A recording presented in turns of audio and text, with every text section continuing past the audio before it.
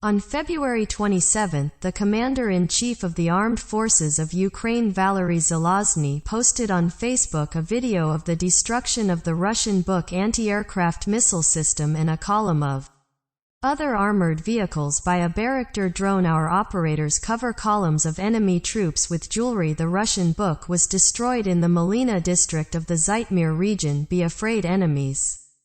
There will be no peace for you on our land, noted Zaluzhny on the published video. After hitting the column of Russian equipment, cheers and applause can be heard. One of the operators says how well everything went on the morning of February 24. Russian President Vladimir Putin announced the invasion of Russian troops in Ukraine. He stated that the goal of the Russian Federation is demilitarization and denazification of Ukraine. At about 5 o'clock, the armed forces of the Russian Federation attack Ukraine from the south, the north, including from the territory of Belarus, and the east. They began shelling Ukrainian positions in the Donbass, launched rocket and bomb attacks on a number of airfields and other military facilities. Ukrainian Foreign Minister Dmitry Kuleba said that Putin had launched a full-scale war against Ukraine and called on the world to react. Zelensky declared martial law throughout the country on the morning of February 24, and at the end of the day,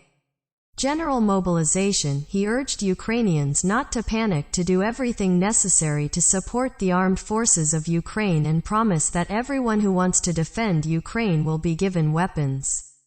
Russian troops are attacking residential areas, kindergartens and hospitals. The Russian Federation uses multiple rocket launchers, Brad and Hurricane, in Ukraine. The occupation troops have already approached Kiev. On February 25, the mayor of the capital Vitaly Klitschko announced that the city had entered the defense phase. Shots and explosions were heard in some areas. The authorities urged Kiev residents to stay indoors, at home or in shelters. According to the latest data of the Ministry of Health of Ukraine, as a result of enemy shelling, more than 210 Ukrainians were killed, including 6 children. 1,100 were injured. The enemy is suffering heavy losses. According to the Ministry of Defense of Ukraine, 4,300 occupiers have been liquidated. A lot of Russian equipment was also destroyed.